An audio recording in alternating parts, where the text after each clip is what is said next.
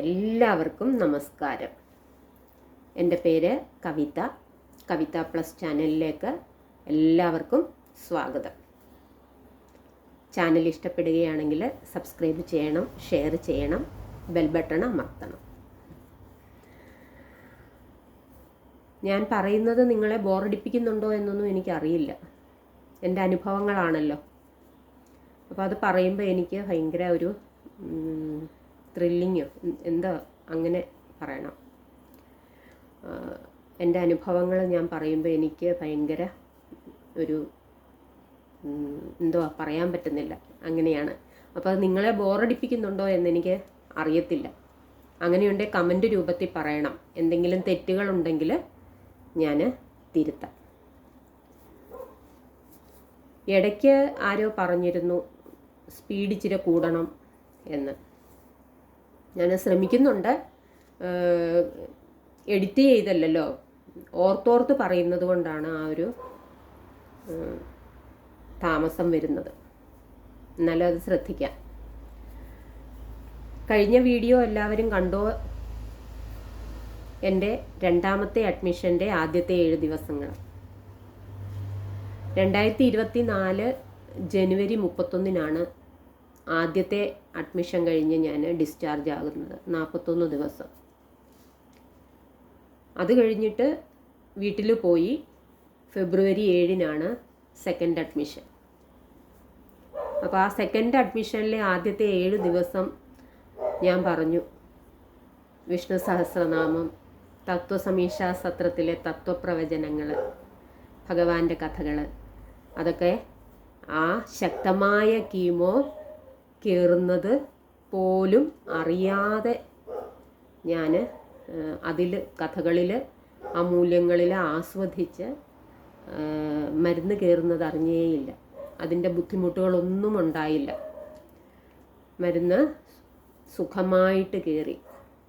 2023 ഡിസംബറിൽ നടന്ന തത്വസമീക്ഷാ സത്രമാണ്. അത് കാണാനായിട്ട് ഞാൻ ആകാംക്ഷയോടെ ഇരിക്കുന്ന സമയത്താണ് അഡ്മിഷനാകുന്നത്, ക്യാൻസറായിട്ട് അഡ്മിഷനാകുന്നത്. അപ്പോൾ അന്ന് മുതൽ ഇത് കാണണം, കണ്ടില്ലല്ലോ എന്നുള്ള ആ ഒരു വിഷമം ഭയങ്കരമായിട്ട് എനിക്കുണ്ടായിരുന്നു. അതാണ് ഞാൻ ആ ഫെബ്രുവരി 7 മുതലുള്ള 7 ദിവസം ആ മരുന്ന് കയറാൻ എന്നെ വളരെയധികം സഹായിച്ചത്. അങ്ങനെ മരുന്നെല്ലാം കയറി. WBC കറഞ്ഞു തുടങ്ങി. WBC 200, 150 വരെ കുറഞ്ഞു. പ്ലേറ്റ്ലെറ്റ് 2000, 1500 വരെ കുറഞ്ഞു. ക്യാൻസർ രോഗികളിൽ എപ്പോഴും HB 7 അല്ലെങ്കിൽ 8 അങ്ങനെ നിൽക്കുകയുള്ളൂ. പ്രത്യേകിച്ച് കീമോയുടെ കയറുന്നത് കൊണ്ട് HB കൂടത്തേയില്ല. എൻ്റെ ലാസ്റ്റ് അഡ്മിഷൻ, അതായത് ജൂണിൽ ഡിസ്ചാർജ് ആയി കഴിഞ്ഞിട്ടാണ് HB നോർമലായിട്ട് 12 വന്നത്. സ്ത്രീകൾക്ക് HB 12 ആണല്ലോ നോർമൽ. അങ്ങനെ വരുന്നത് ആ ജൂണിലെ ഡിസ്ചാർജിന് ശേഷമാണ്. ആ കീമോയുടെ എഫക്റ്റൊക്കെ കുറഞ്ഞു കഴിഞ്ഞിട്ടാണത് നോർമലിലോട്ട് വന്നത്. അതുവരെ 8, 9, 7, ചിലപ്പോൾ 6 വരെ വരും. 6-ൽ വന്നാൽ നമുക്ക് ബ്ലഡ് ഇടും. പ്ലേറ്റ്ലെറ്റ് കുറയുമ്പം പ്ലേറ്റ്ലെറ്റ് ഇടും. അപ്പോൾ പ്ലേറ്റ്ലെറ്റ് 10,000 താന്നു കഴിഞ്ഞാൽ നമുക്ക് പ്ലേറ്റ്ലെറ്റ് ഇട്ട് തരും സപ്പോർട്ടിന്. എന്നെ സംബന്ധിച്ച് പ്ലേറ്റ്ലെറ്റ് വലിയൊരു പ്രശ്നമായിരുന്നു. പ്ലേറ്റ്ലെറ്റ് ഇട്ട് കഴിയുമ്പം എൻ്റെ തല മുതൽ കാലിലെ വിരൽ വരെ പുഴു കടിച്ചതുപോലെ ചൊറിഞ്ഞു തടിക്കും. മൊത്തം അലർജിയാണ്.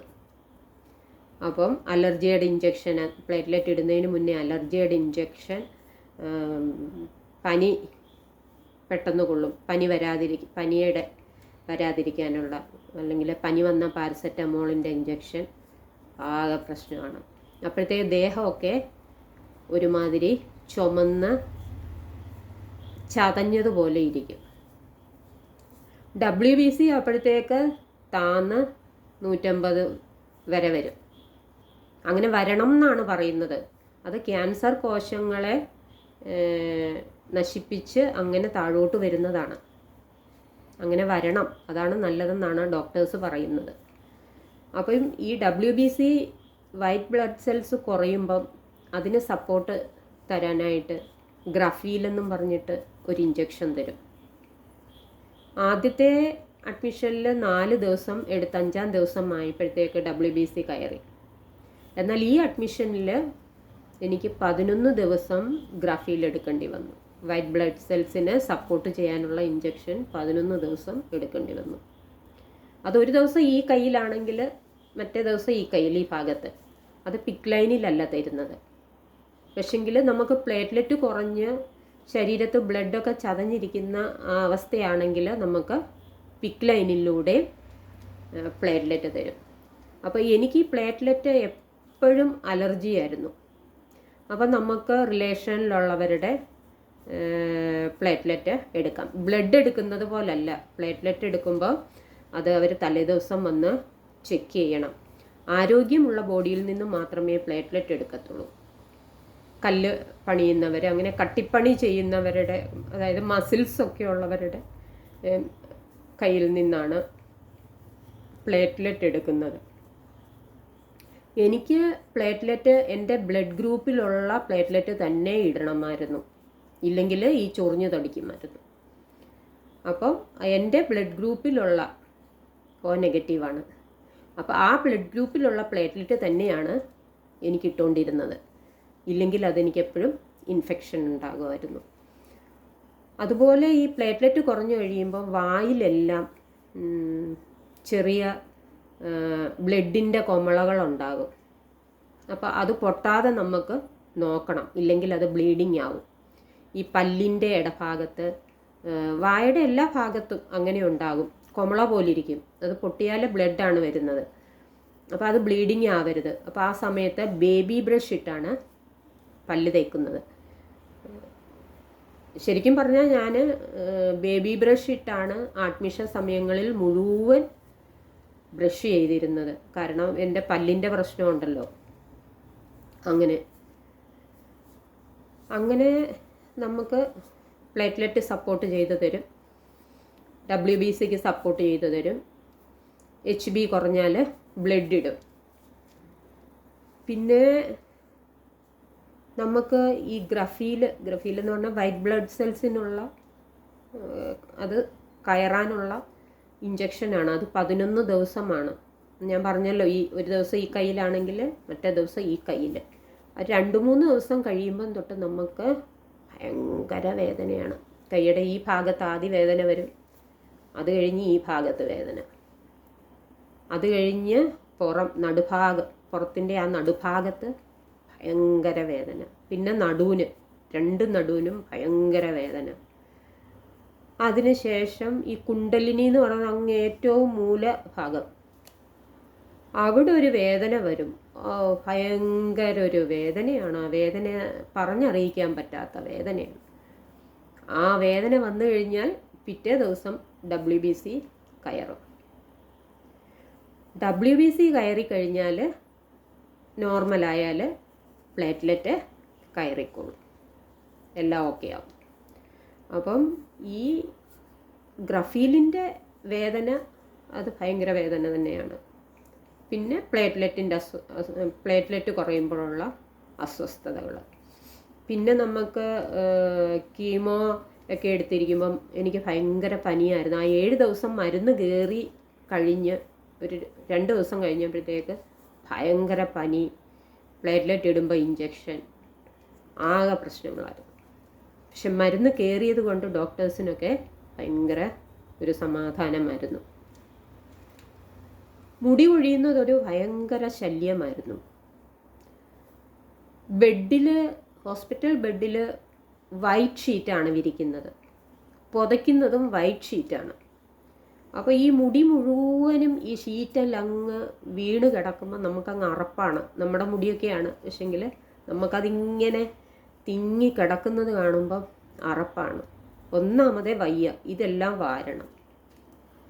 തലയാണേ ഭാരം, ഈ ജട കെട്ടിയിട്ട് അത് കോതി ക്ലിയറാക്കാൻ പറ്റുന്നില്ല. കീമോ കഴിഞ്ഞ് കുറച്ച് ദിവസം കഴിഞ്ഞപ്പോഴത്തേക്ക് മുടി പൊഴിയുന്നതിൻ്റെ ആ ആധിക്യം ഭയങ്കര ശക്തമായിട്ട് കൂടി. നന്നായിട്ട് പൊഴിഞ്ഞു തുടങ്ങി. കവറിൽ, നമ്മുടെ ബെറ്റിക്കോട്ട് കവറിലാണ് കിൻഡൽ കണക്കിന് മുടി കൊണ്ട് കളഞ്ഞുകൊണ്ടിരുന്നത്. എനിക്ക് പക്ഷേ അതൊരു വിഷമമായിട്ടൊന്നും തോന്നിയില്ല. എനിക്ക് മുടി എങ്ങനെയെങ്കിലും ഒന്ന് പോയിരുന്നെങ്കിൽ ഒരു ചിന്തയായിരുന്നു. എനിക്ക് ആ സമയത്ത് നിസ സിസ്റ്റർ മറക്കാൻ പറ്റത്തില്ല. അമ്മയെന്ന് വിളിച്ചു വരുന്ന ഒരു മോളാണ്. 24 വയസ്സ് കാണുമായിരിക്കും, 26, 27 അത്രേ വയസ്സുള്ളൂ. അവളെപ്പോഴും എൻ്റെ ഈ വിഷമം കണ്ട് എങ്ങനെ എൻ്റെ അടുത്ത് വന്ന് എൻ്റെ മുടി കോതി ഒതുക്കാനും എല്ലാത്തിനും എപ്പോഴും ഹെൽപ്പ് ചെയ്യുമായിരുന്നു. ഭയങ്കര ഒരു ഹെൽപ്പായിരുന്നു. അങ്ങനെ ഞാൻ ചേട്ടനോട് പറഞ്ഞു, ചേട്ടാ ഈ മുടി ഒന്ന് മുറിക്കുക. ചേട്ടൻ ഒരു തരത്തിലും കേൾക്കുന്നില്ല. ലാസ്റ്റിൽ അഡ്മിഷൻ്റെ ലാസ്റ്റ് സമയമായപ്പോഴത്തേക്ക് ചേട്ടനും എൻ്റെ ബുദ്ധിമുട്ട് കണ്ടിട്ട് ഈ ഭാഗത്ത് വെച്ചിട്ട് മുടി മുറിച്ചു. പല ഭാഗത്തും ഇങ്ങനെ സർക്കിളായിട്ട് പൊഴിഞ്ഞ് കഷണ്ടി രൂപത്തിൽ ആണ്. പല ഭാഗത്തും വട്ടത്തിൽ പൊഴിഞ്ഞു പോയിരിക്കുകയാണ്. ചെത്തിയെടുത്തതുപോലെ പൊഴിഞ്ഞു പോയിരിക്കുകയാണ്. മുടി ഇങ്ങനെ ക്രോപ്പും ചെയ്തു. മുട്ടയടിച്ചില്ല, മുട്ടയടിക്കാൻ ചേട്ടാ സമ്മതിച്ചില്ല, ഇങ്ങനെ മുറിച്ചിടാൻ സമ്മതിച്ചു. അങ്ങനെ എൻ്റെ ആ ഒരു അഡ്മിഷനിൽ ഞാൻ ഏറ്റവും സന്തോഷിച്ച ഒരു ദിവസമായിരുന്നു എൻ്റെ മുടി മുറിച്ചത്. എന്തൊരാശ്വാസമായിരുന്നു തലയ്ക്ക്. ജട കെട്ടുന്നത് മാറി, മുടി ഒഴിയുന്നതും ആ നീളമുള്ള മുടിയെക്കാട്ടിലും എളുപ്പം ചെറിയ മുടികൾ നമുക്ക് ക്ലീൻ ചെയ്യാൻ പറ്റും. അങ്ങനെ എൻ്റെ ജീവിതത്തിലെ ഏറ്റവും വലിയ സന്തോഷമായിരുന്നു ആ മുടി മുറിച്ചതെന്ന് എനിക്ക് ഇപ്പോൾ ആലോചിക്കുമ്പോൾ തോന്നും. അത്രയ്ക്ക് ബുദ്ധിമുട്ടായിരുന്നു മുടി. അതിനുശേഷം ഞാൻ ഇങ്ങനെ ബെഡിൽ വെറുതെ കിടക്കുകയാണല്ലോ. അപ്പോൾ ഞാനിങ്ങനെ ചിന്തിച്ചു, ഞാനാണല്ലോ ഏറ്റവും വലിയ പാപി. 2020 മുതൽ ഓരോ പ്രശ്നങ്ങൾ ഇങ്ങനെ ഓരോ വർഷങ്ങളിൽ ഓരോ പ്രശ്നങ്ങൾ പല രൂപത്തിൽ ഇങ്ങനെ ജീവിതത്തിൽ വന്നുകൊണ്ടിരിക്കുകയാണല്ലോ. അപ്പം ഞാനാണല്ലോ വലിയൊരു പാപി എന്നൊക്കെ എൻ്റെ ഒരു ചിന്തയൊക്കെ ഇടയ്ക്ക് പോകുമായിരുന്നു.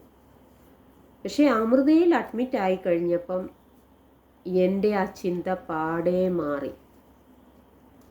ജനിച്ച കുട്ടികൾ ഒന്നും അറിയില്ല, അവർക്ക് ക്യാൻസറാണെന്നും അറിയില്ല, ഹോസ്പിറ്റലാണെന്നും അറിയത്തില്ല. അമ്മയും അച്ഛനെയും മാത്രം അറിയാവുന്ന ജനിച്ച കുട്ടികൾ, 1 വയസ്സുള്ള കുട്ടികൾ, 2 വയസ്സുള്ള കുട്ടികൾ, അവർ പിക്ക് ലൈനും ഒക്കെ ഇട്ടിട്ട് ഓടിച്ചാടി നടന്ന് കളിക്കുകയാണ്, പൂമ്പാറ്റകളെ പോലെ പറക്കുകയാണ്. ഞാൻ വളരെ അത്ഭുതത്തോടെയാണ് അത് നോക്കിക്കണ്ടത്. അപ്പോൾ എൻ്റെ മനസ്സ് പറഞ്ഞു, നീ എത്ര ഭാഗ്യവതിയാ. നീ ഈ 55 വയസ്സ് വരെ എത്ര ഹാപ്പി ആയിട്ട്, അല്ലെങ്കിൽ 50 വയസ്സ് വരെ എത്ര ഹാപ്പി ആയിട്ടാണ് ജീവിച്ചേ. ഒരു പ്രശ്നങ്ങളും ഇല്ലായിരുന്നല്ലോ, വളരെ ഹാപ്പി ആയിട്ടല്ലേ ജീവിച്ചേ. ഈ കുഞ്ഞുങ്ങളോ, അത് ഓർത്തപ്പം അതെനിക്കൊരു വല്ലാത്ത വിഷമമായിരുന്നു. ആ കുഞ്ഞുങ്ങളുടെ അവസ്ഥ ഓർത്തിട്ട്. ഒന്നും അറിയാത്ത കുഞ്ഞുങ്ങളാണ്. ഈ രോഗം കൊണ്ട് അവരുടെ അമ്മമാരെടുത്തുകൊണ്ട് നടക്കുന്നു, ഇവർ ഓടി നടക്കുന്നു. ഞാൻ ഈ പിക്ക് ലൈൻ എടുക്കുമ്പോഴും പിക്ക് ലൈൻ എടുത്തപ്പോഴും അപ്പോൾ അതിനെ ക്ലീൻ ചെയ്യുക, അതിൻ്റെ കാര്യങ്ങൾ പ്രൊട്ടക്റ്റ് ചെയ്യുക. അതുപോലെ 3 മാസം കൂടുമ്പോഴുള്ള ബോൺമാരോ, ഞാൻ പറഞ്ഞിട്ടില്ല, പറഞ്ഞുതരാം. അതുപോലെയുള്ള ഇഞ്ചക്ഷനുകൾ, ഈ കീമോ മരുന്നുകൾ എല്ലാം ഈ കുഞ്ഞുങ്ങളുടെ ശരീരത്ത് കയറിക്കൊണ്ടിരിക്കുകയല്ലേ. ഇവരെന്ത് ഫുഡ് കഴിച്ചിട്ടാണ്, ഇവരെന്ത് ചെയ്തിട്ടാണ് ഈ അസുഖം വന്നത്? ആ കുട്ടികൾക്കായിട്ടായിരുന്നു എൻ്റെ പ്രാർത്ഥനകൾ. പിന്നീട് ഞാൻ എനിക്കായിട്ട് എൻ്റെ അസുഖം മാറാനായിട്ട് ഞാൻ ഇന്ന് വരെ പ്രാർത്ഥിച്ചിട്ടില്ല, ഒരു കാര്യവും പ്രാർത്ഥിക്കാറില്ല. പക്ഷേ ഈ കുഞ്ഞുങ്ങൾക്ക് വേണ്ടി ഞാൻ, ദൈവമേ അവരുടെ അസുഖങ്ങൾ മാറ്റണേ, ഒന്നും അറിയാത്ത കുഞ്ഞുങ്ങൾ. അതെനിക്കൊരു വല്ലാത്ത വിഷമമായിരുന്നു, ഭയങ്കര ഒരു വിഷമമായിരുന്നു. പിന്നെ ആ അഡ്മിഷനിലാണ് ഞാൻ അനഘയെ പരിചയപ്പെടുന്നത്. ഒരു 24 വയസ്സുള്ള സുന്ദരിക്കുട്ടി, 23-24 വയസ്സുള്ള ഒരു സുന്ദരിക്കുട്ടി അനഘ. അവളുടെ കഥ ഞാൻ പിന്നീട് പറയാം. അപ്പം എൻ്റെ ആ ഫെബ്രുവരിയിലെ അഡ്മിഷന്, ഫെബ്രുവരി 7-ന് ഞാൻ അഡ്മിറ്റായിട്ട് മാർച്ച് 2-ന് ബോൺമാരോ എടുത്തു. WBC കയറി, പ്ലേറ്റ്ലെറ്റ് കയറി, HB അങ്ങനെ നിൽക്കുകയാണ് 8-9. അങ്ങനെ ബോൺമാരോ എടുത്ത് ഡിസ്ചാർജായി. മാർച്ച് 2-ന് ഡിസ്ചാർജായി. അത് കഴിഞ്ഞ് 7 ദിവസം കഴിഞ്ഞിട്ട് വീണ്ടും ചെല്ലണം. അപ്പോഴേ ഇതിൻ്റെ ഈ ബയോപ്സിക്ക് അയച്ചിരിക്കുന്നതിൻ്റെ ബോൺമാരോയുടെയും റിസൾട്ട് വരത്തുള്ളൂ. അത് കഴിഞ്ഞാൽ ഉടനെ അഡ്മിഷനാണ്. നമസ്കാരം.